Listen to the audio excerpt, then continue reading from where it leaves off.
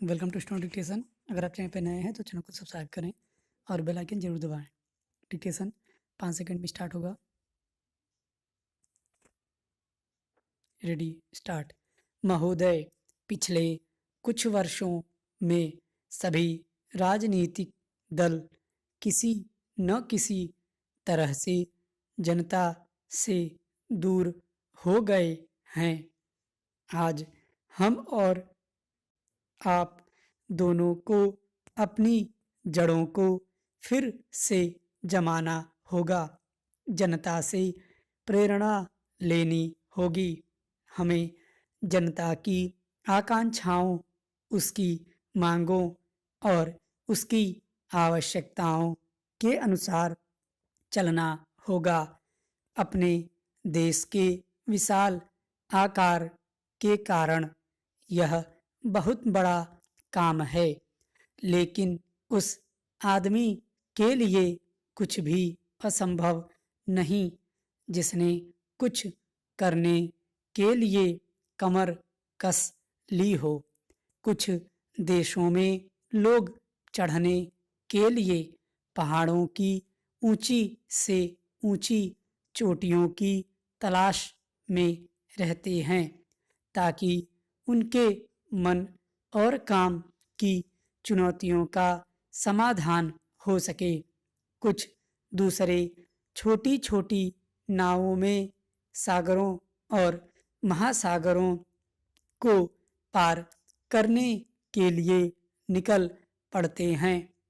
ये सब असाधारण उद्यम हैं, किंतु हमारी चुनौतियां तो हमारे दरवाजे पर ही दस्तक दे रही हैं। हमें ऊंचे ऊंचे पर्वतों या पर या गहरे सागरों तक जाने की आवश्यकता नहीं।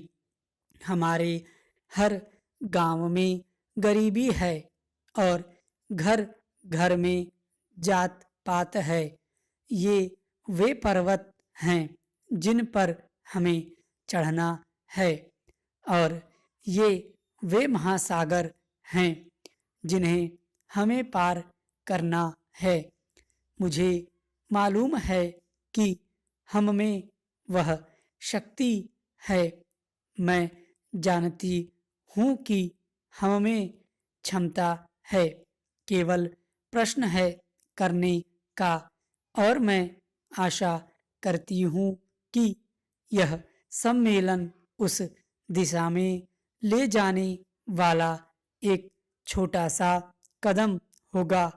आदमी के चंद्रमा पर पहुंचने के बाद किसी ने कहा था कि वह कदम रखने वाले के लिए छोटा सा कदम है, किंतु मानव जाति के लिए बहुत बड़ा कदम था।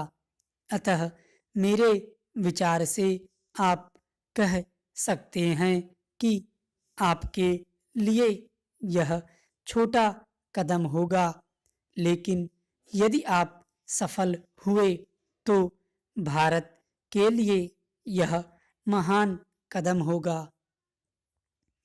मैं आशा करती हूँ कि आप इसे ध्यान में रखेंगे और दूसरों में उत्साह पैदा कर सकेंगे, क्योंकि किसी भी तरह की उपलब्धि के रास्ते में सबसे बड़ी बाधाओं में से एक है हमारे बुद्धिजीवियों, हमारे पत्रकारों इत्यादि में व्याप्त अविश्वास या संदेह वृत्ति।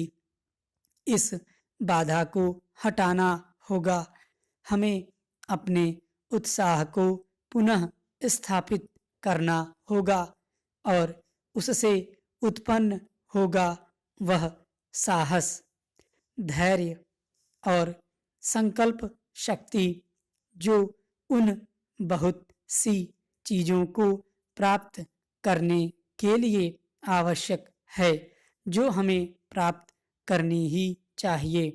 जब कभी राजनीतिक जीवन और बौद्धिक जीवन में निकट का संबंध रहा है तो दोनों को लाभ पहुंचा है।